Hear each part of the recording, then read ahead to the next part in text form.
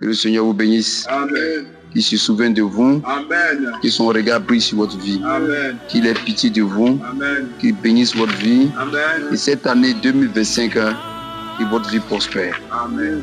Amen. Amen. Amen. Amen. Amen. Le vœu de Dieu pour cette année 2025, le vœu, c'est ce que Dieu souhaite pour vous, pour chacun de nous, pour tous ceux qui sont ses enfants. Il dit dans 3 Jean 2, qu'est-ce qu'il dit? Tu vas lire le chapitre 3 Jean, verset 2.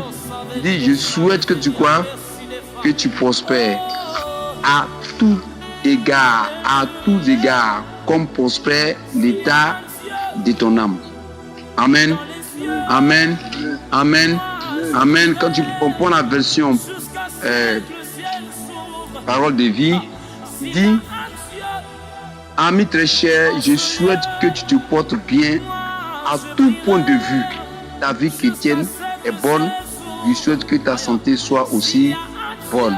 Ça veut dire Dieu souhaite la prospérité à tous les niveaux de notre santé, la prospérité de notre santé, la prospérité matérielle, la prospérité spirituelle. Il veut que tu aies des moyens. Il veut que tu aies de l'argent. Il veut que tu sois riche. Il veut que tu sois en bonne santé. Et il veut que ta vie spirituelle prospère. Ça veut que tu grandis spirituellement. Que tu grandisses de plus en plus. Amen. Amen. Amen. Donc voilà ce que Dieu souhaite pour toi.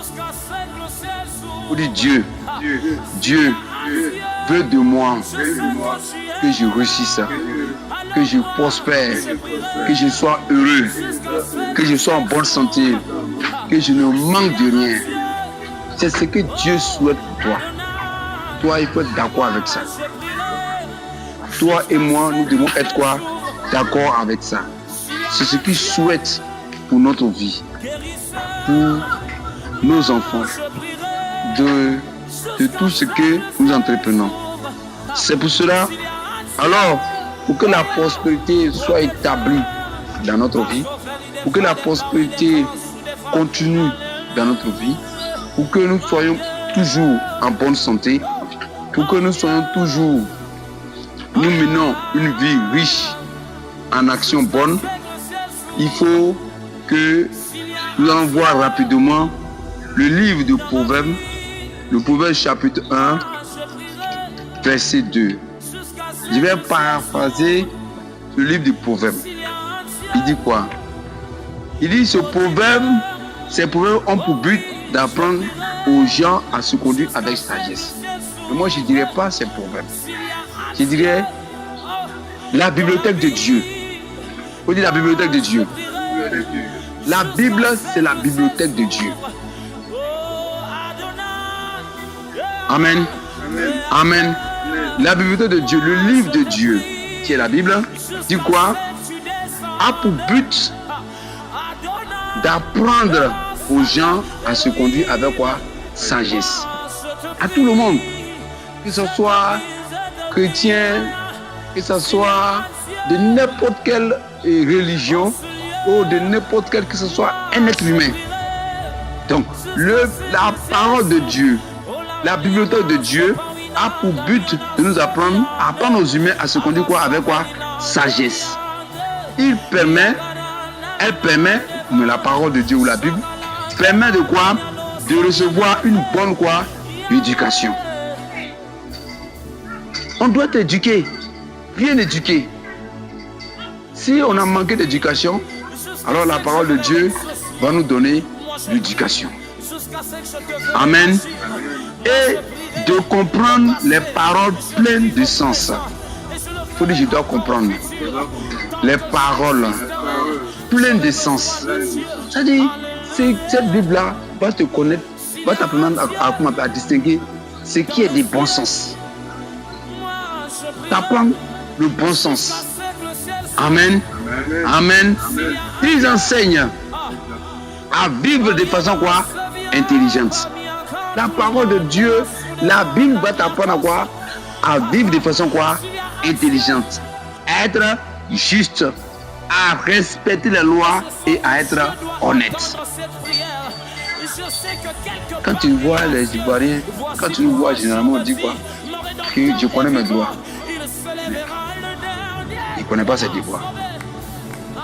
Avant de parler de connaître tes droits, il faut connaître les lois. Il faut connaître les lois. C'est quand tu connais les lois, tu peux parler des droits. Donc la parole de Dieu te permet à comprendre quoi? Les lois. Être juste. À faire ce qui est juste. À vivre comme un juste. Et puis quoi? À être honnête. Pour dire 2025. Je vais être honnête. Il faut être honnête. Pour jeter tout ce qui a pas du diable. Corruption. Tout ce que peut t'amener dans le malheur. Pour jeter ça. Amen. Amen. Amen. Amen. Il rend prudent. La parole de Dieu rend prudent ceux qui manquent d'expérience. Le livre là amène quoi à être prudent. Ce livre là te rend quoi prudent à ceux qui manquent quoi d'expérience. Ça veut dire que tu n'as pas besoin d'abord de vivre une expérience que tu comprennes et puis que tu changes d'avis, tu modifies ton comportement. Il y a des gens ici dans cette Bible-là qui ont déjà vécu des expériences. Là où ils ont échoué, c'est pas après que toi tu prends la même voie. Tu suis quelqu'un et puis il tombe dans le trou. Je ne suis pas sûr que toi aussi tu es saoulé. Tu vas tomber dans le même trou que lui. Tu vas éviter, tu vas contourner ou tu vas faire marche arrière. Donc tu n'as pas besoin d'abord d'expérimenter ta vie pour échouer, pour que ça te coupe le bras, coupe la tête. Et puis après maintenant, tu vas prendre maintenant une résolution de conscience pour dire que ça je ne ferai plus ou ça je ne fais plus. Je vais faire ça. Donc ce livre-là de Dieu-là, il te permet quoi? Il te rend prudent ceux qui manquent quoi? D'expérience. Il donne aux jeunes des connaissances et les aide quoi? À réfléchir. Pour dire la Bible, le livre de Dieu m'aide à réfléchir. Ça veut dire que tu dois réfléchir. La réflexion doit s'attacher à toi. La réflexion. À chaque problème qu'on te pose, il faut réfléchir. Ne réponds pas comme ça. C'est comme dit même le monde dit quoi? Il dit avant de parler, il faut tourner 7 fois ta langue dans ta bouche. Ça veut dire qu'il a dit quoi? Il faut réfléchir. Il faut tourner la question 7 fois. Il faut te demander qu'est-ce que je dois faire? Pourquoi je dois le faire? Est-ce que ce que je dois faire là, c'est la volonté de Dieu? Ça plaît à Dieu? Amen. Amen. Donc la réflexion, tu ne dois jamais te séparer de ça. Même les sages pourront lire ce livre. Même les sages pourront lire ce livre et ils apprendront quelque chose. Même les gens, c'est-à-dire que même ceux qui se croient sages ont besoin de la Bible. Ils ont besoin de ça. Ils ont besoin de rester attachés à cette parole. Il rend prudent ceux qui manquent d'expérience. Le livre aussi, il donne aux jeunes des connaissances et il les aide quoi? À réfléchir. Il permet de connaître ce que Dieu veut. Oui, je dois connaître ce que Dieu veut. C'est pour ça qu'il doit lire la Bible. Il dit, je ne connais pas la volonté de Dieu, mais la volonté de Dieu est établie dans sa parole. Ça veut dire que si tu regardes la parole de Dieu, il va te donner ce que Dieu veut et ce qu'il ne veut pas. Amen. Amen. Amen. Amen. Donc, il permet de connaître ce que Dieu veut et ce que le respect du Seigneur veut dire, car le respect du Seigneur est le commencement de quoi? De la sagesse. Celui qui dit qu'il est sage, tu dois voir en lui, la première chose, qui craint Dieu. C'est la crainte de Dieu, tu marques le commencement de la sagesse. Amen. Amen. Amen. Parce que c'est Dieu qui te donne la sagesse. Maintenant, tu ne crains pas. Tu as gagné ça où? C'est ainsi que je chercherai Dieu. Tu as gagné ça où? Du jour au lendemain. Amen. Je chercherai Dieu Amen. dans mes Donc secondes, 2025, dans mes sœurs. ne te sépare pas de la Bible. Alléluia. 2025, ne te sépare pas de la Bible. Lis la Bible chaque jour. Lis surtout le Nouveau Testament. Lis surtout le Nouveau Testament. Lis surtout le Nouveau Testament.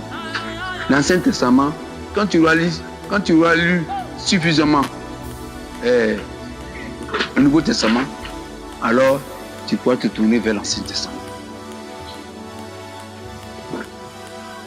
Lis ça. Lis un chapitre ou 2 chapitres par jour. Ne saute pas un jour sans lire le Nouveau Testament. Amen. Amen. Amen. Amen. Je t'encourage. 2025, cette année, ne trouve pas de raisons d'excuses à ne pas trouver temps pour Dieu. Trouve le temps pour Dieu. Tous les jours, tu dois trouver le temps pour Dieu. Ne dis pas, je n'ai pas le temps. Trouve le temps pour Dieu. Trouve le temps pour lire ta Bible. Trouve le temps pour méditer. Trouve le temps pour prier. Je n'ai pas dit les prières qu'on fait en 30 secondes là. Le temps à passer à prier. Ça veut dire, c'est un moment que tu as réservé, un temps que tu as réservé pour dire, je vais prier le Seigneur pour telle ou telle situation. Je vais prier le Seigneur pour ceci ou cela. Amen. Amen. Amen. Amen. Amen. Amen. Amen. Amen. Amen. Donc tu dois trouver le temps pour Dieu. Faut dire, je vais trouver le temps pour Dieu. Je vais trouver le temps pour Dieu. Je vais trouver le temps pour Dieu. 2025. Tu dois trouver le temps pour Dieu. Parce que ce que Dieu a souhaité pour toi, pour que ça se réalise dans ta vie. Tu as vu? Nous, on a l'habitude de dire que Dieu est lent. Quand tu nous vois, on dit non, on va aller vite, vite. Là, chez le gars d'à côté là, lui, il est puissant. S'il prie pour nous rapidement, on va recevoir quelque chose. Mais il te blague. Ou il y a quelqu'un entre vous deux là, qui blague son ami. Dieu n'est pas lent. Dieu n'est pas trop aussi pressé. Mais il y a quelqu'un qui est lent entre toi et lui. C'est toi. Parce qu'il dit quoi? Dans le Luc 24, à partir du verset 25, il dit quoi? Il dit c'est notre cœur qui est lent quoi? À quoi? Ça veut dire plus tu es lent en quoi, moins tu reçois. Donc, celui qui met du temps à ne pas recevoir, c'est toi et moi. Pourquoi? On n'a pas de temps pour Dieu. On n'a pas de temps pour Dieu. Et regarde ce qu'il dit dans le livre de Luc. Quand nous prenons le Luc 24 dans les évangiles, on prend Luc 24, verset 25, il dit quoi? Il dit, alors Jésus l'a dit, vous ne comprenez rien, votre cœur met beaucoup de temps à croire ce que les prophètes ont annoncé. Ça veut dire, nous, on est lent à croire. Alors, que nous dit la parole de Dieu? Il dit, personne n'est agréable à Dieu si quoi? Il ne croit pas. Ça veut dire, Dieu a mal quand nous ne croyons pas. Parce que c'est par la foi que Dieu nous donne tout. Il dit, Dieu, on reçoit tout de Dieu que quoi? Par la foi. Tu es guéri par la foi. Tu reçois ceci ou cela par la foi. Tu reçois toutes les bénédictions de Dieu par la foi. Donc, si tu es lent à croire, ou même si tu ne crois pas, tu ne vas pas recevoir. Donc, du coup, tu vas commencer à dire que Dieu ne m'apporte pas ceci ou ne fait pas cela. Alors, c'est toi qui es lent. Pourquoi? Parce que tu n'as pas le temps pour Dieu. Tu n'as pas le temps pour lire ta Bible. Tu n'as pas le temps pour t'arrêter sur certains versets.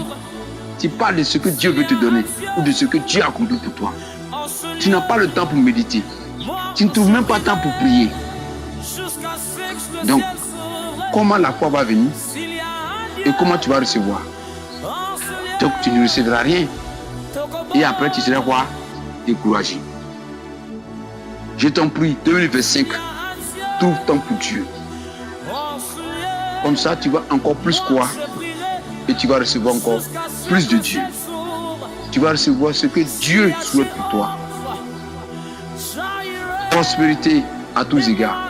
Bonne santé. C'est-à-dire, celui qui était malade va retrouver quoi? Sa guérison. Celui qui était dans une situation terrible, il va sortir de cette situation. Et sa vie va aller de l'avant. Que le Seigneur vous bénisse. Que le Seigneur vous bénisse. Que le Seigneur vous bénisse.